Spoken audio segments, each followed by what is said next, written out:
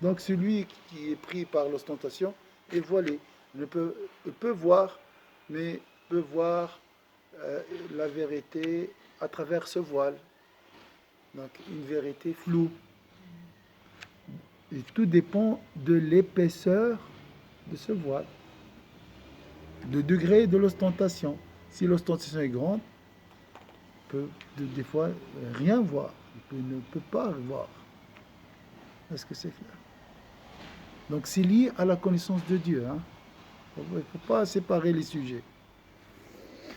Voilà, c'est le cas de l'élève qui se réjouit lorsque son enseignant mentionne sa sagacité, son intelligence et son grand mérite.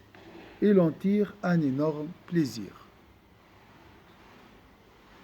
Pourquoi? L'élève ressent ce plaisir lorsque son maître lui dit tu es intelligent. Parce que son maître l'avait expliqué. Voilà. خبير بها لا يجازف في القول إلا عن تحقيق. يعني مش يرمي الكلام هكذا يجازف في القول، يعني يقول كلام فقط من أجل بدون علم. وذلك كفرح التلميذ بثناء أستاذه عليه بالكياسة والذكاء وغزارة الفضل، فإنه في غاية اللذة. وإن صدر ممن qui est parfait. Des fois on cherche la perfection. Il n'y a personne qui est parfait. Donc si quelqu'un viendra te faire des reproches comme si tu n'es pas ordonné ou bien tu n'es pas intelligent, oui c'est vrai. Il n'y a personne qui est... Toujours si je suis ordonné, il y a quelqu'un qui est plus ordonné que moi. Si je suis savant, il y a quelqu'un qui est plus savant que moi. Il n'y a personne qui est parfait en dehors des prophètes et des véridiques. Donc il faut accepter le reproche, entre guillemets. D'accord? Il n'y a personne qui est parfait. Donc là, tu transformes les reproches à des conseils. Juste, j'avais cette idée. On revient. أو لا يكون بصيرا بذلك الوصف ضعفت اللذة. Mais si les compliments proviennent d'une personne qui parle sans preuve et sans avoir pu effectivement observer ses qualités, il n'a pas vu ses qualités, il n'a pas testé ton intelligence, tout ça, et il vient te dire tu es intelligent. Là, le plaisir procuré n'est pas très intense. C'est cette même cause qui suscite aussi la haine de la réprobation, car celle-ci provoque un sentiment d'imperfection. Vous avez compris.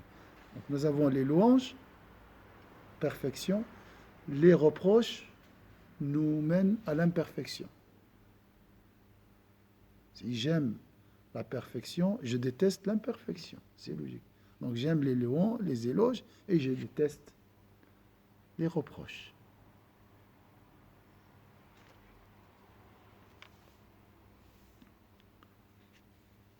وإن صدر ممن يجازف في الكلام أو لا يكون بصيرا بذلك الوصف ضعفت اللذة. لهذه العلة يبغض الذم أيضا ويكرهه لأنه يشعره بنقصان نفسه، والنقصان ضد الكمال المحبوب، فهو ممقوت والشعور به مؤلم. ولذلك يعظم الألم إذا صدر الذم من بصير موثوق به كما ذكرناه في المدح. C'est logique, hein? Très logique. C'est cette même cause qui suscite aussi la haine et la réprobation, car celle-ci provoque un sentiment d'imperfection. En effet, le défaut est l'antonyme de la perfection qu'on aime. Le défaut est l'antonyme de la perfection qu'on aime. Aussi est-il détesté et celui qui le ressent en souffre. Donc nous avons imperfection, d'accord, des reproches, souffrance, perfection, éloge, plaisir. C'est ça si on peut résumer la leçon. Perfection, confirmée par des éloges, procure un plaisir. Et imperfection suscite par exemple des reproches, nous font souffrir.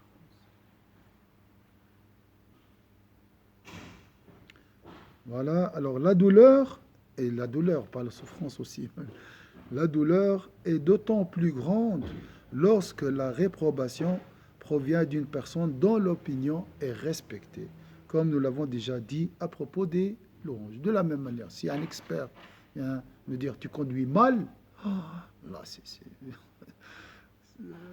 hein, ça fait mal, ça procure cette douleur, cette souffrance.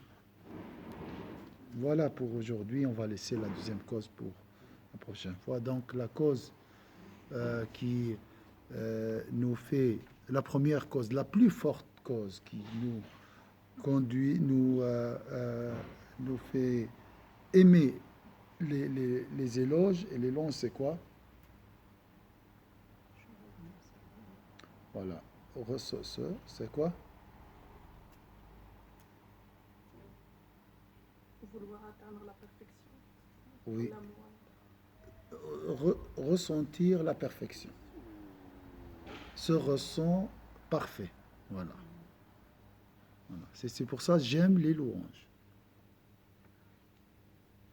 Après, il y a des détails. Si ces louanges sont dites par un expert ou non. Après, le reste, c'est des détails. Ouais. Je sais pas, moi j'ai l'impression qu'il faut renverser en fait. Ouais. Une louange en fait c'est sans importance, parce que tant qu'elle vient pas d'Allah, elle est pas. Je veux dire, parce que même un expert, je veux dire, même dans la science, il y a eu ça. Il y en a qui ont dit la Terre était ronde, tous les autres experts disaient la Terre était plate. Puis on l'a traité de stupide, celui qui disait la Terre était ronde, alors que c'est lui qui avait raison. Oui. Et qu'à la fin, même un expert humain peut se tromper. Oui, c'est juste aussi. C'est juste. Justement, le seul qui sait tout, c'est Allah. C'est Allah, c'est juste. Donc, d'un côté, puis là, les reproches permettent d'atteindre la perfection. Parce que justement, ça nous donne quelque chose qu'on doit améliorer, justement, par exemple. Comme le fait qu'on nous dise, ouais, t'es orgueilleux. Oui. On le prend mal, mais d'un côté, on devrait être content parce que ça nous permet de savoir que on a l'orgueil à travailler. Oui. Et qui nous permet d'atteindre la perfection. C'est juste, oui. Donc, tout ça dans le traitement. On va voir ça plus tard. Comment traiter la question d'aimer les reproches, les louanges et détester les reproches. Maintenant, il explique juste les causes. Hein? On va voir peut-être 2 semaines, on va rester sur la question des causes. Après, il y a le sujet, le traitement. Après, on va voir le traitement.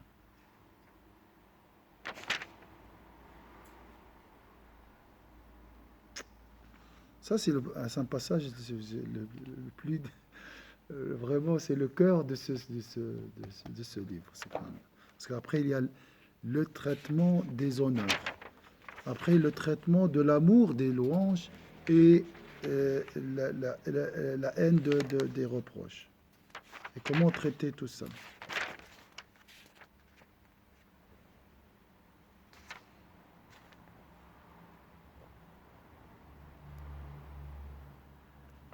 Tout ça, ça n'a rien à voir avec l'ostentation. Ça, c'est les honneurs.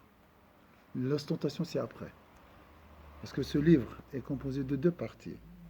Des honneurs, on est là dans les honneurs. L'ostentation, c'est des honneurs liés à l'adoration. Vous voyez? Les honneurs, c'est comme l'intelligence, la beauté, tout ça, c'est en général. La voiture, tout, dans la vie. Mais pire encore, c'est les honneurs liés à l'adoration de Dieu.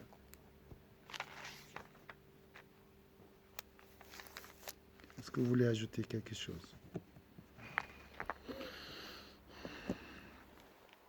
بارك الله فيكم إن شاء الله. أعوذ بالله من الشيطان الرجيم. بسم الله الرحمن الرحيم. العصر إن الإنسان في خسر إلا الذين آمنوا وعملوا الصالحات وتواصوا بالحق وتواصوا بالصبر. سبحانك اللهم وبحمدك نشهد أن لا إله إلا أنت نستغفرك ونتوب إليك. سبحان ربك رب العزة عما يصفون وسلام على المرسلين والحمد لله رب العالمين. Donc celui qui cherche l'imperfection comme s'il boit de l'eau de la mer. Il cherche, il sera jamais il n'atteindra jamais son objectif. Hein, il suffit que quelqu'un lui dise non, toi tu n'es pas. C'est fini. Donc il souffre toujours. Il cherche toujours à se rassurer à travers les gens.